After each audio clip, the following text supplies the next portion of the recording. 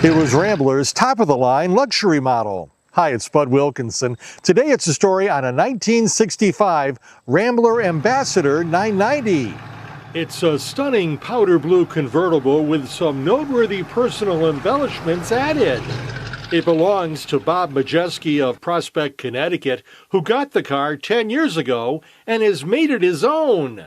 Attached to the grille is a badge from the New York World's Fair. You've added some elements to the car that kind of recall the car's history. Tell me about them. Yeah, so it's more the car's place in history, because this car came from Wisconsin, and I doubt it ever made it to the World's Fair, but I did, because I went to high school in Brooklyn, New York, and I had a student pass. So this was a very important part of my life for 2 years, the New York World's Fair in 1964 and 65.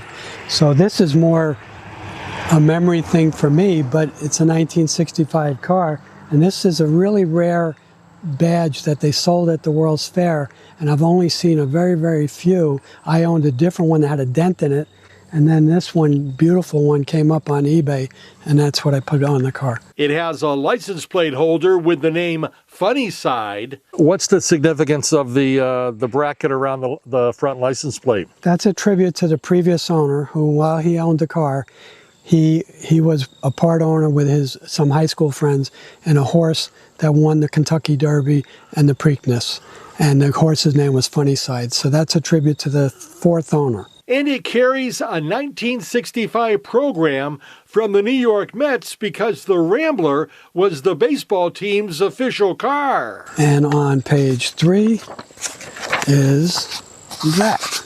So I did have magnets made identical to what's in this picture, and I put them sometimes on the car when I go to a cruise. Majeski has been a lifelong car lover and collector of Nash, American Motors, and Rambler models. My first car in 1968 was a 1928 Nash Standard 6 two-door sedan. Why would someone at that age, in that year, get something that old? I lived on Long Island in the New York area, just over the city line in Nassau County, and for an 18-year-old with a new license, the insurance on any car for me would have been $800 a year, and that was almost as much as one semester of college for me. Couldn't afford it, and I only needed a car for the weekends, so I didn't have to take the bus routes with my girlfriend.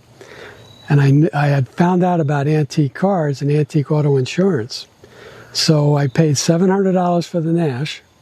My premium was $42 a year. So it was a no-brainer.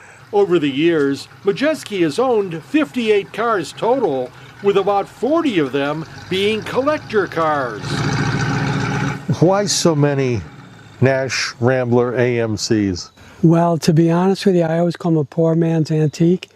They made, Nash especially, and AMC and their upper lines made excellent cars, but nobody collected them. So you didn't, if a car surfaced, you know, that nobody knew about, I didn't have to race over there to beat anybody to it. And sometimes I would walk away and the owner would turn around and give me the car. In my lifetime, I've had 5 cars given to me just because they felt I'd take care of it. Majeski's current Rambler Ambassador 990 convertible is a real jewel. It has a 327 cubic inch V8 engine. Where did this 65 Ambassador fit into the Rambler hierarchy, shall we say? As far as, you know, positioning. Top of the line. The styling looks vaguely familiar. Yeah. I can say that I have cruised into many shows and, you know, those weekend cruises at different places, and overheard more than once, hey, look at the linking coming in. And the car is very, very similar to the 60 to 66 Lincolns, even the 68s. It's a slab side car, what in the industry they call a slab side. And it's probably the least American Motors looking car AMC ever made. And they only did this body for 2 years, 65 and 66. So how does it drive? It drives like a dream. I mean, for a 65, it's really quite amazing. This car has optional front disc brakes, and they're 4-piston disc brakes like a race car back in that period. They're not passenger car brakes.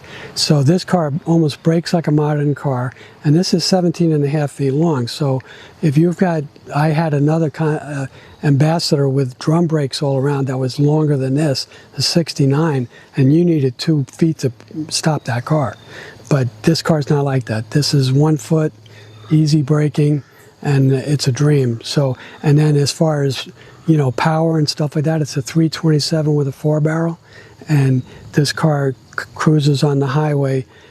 Of course, I always cruise at 65, but but I can keep up with traffic, and then sometimes traffic has to keep up with me. Does the fact that you have a car that you don't see a lot of, does that play a role in your affection for the brand? Without a doubt. All the cars that I've had collector cars, I've had about 40 over the years. And with regular cars, I've had 58 cars in my lifetime. So, but none of the cars that I had in my collector cars, I never had to worry about pulling into a car show and have another guy pull in beside me with another one. If you have a 57 Chevy, somebody's going to be there with another one. This doesn't happen with me. There's only 4 of these in New England that I know of.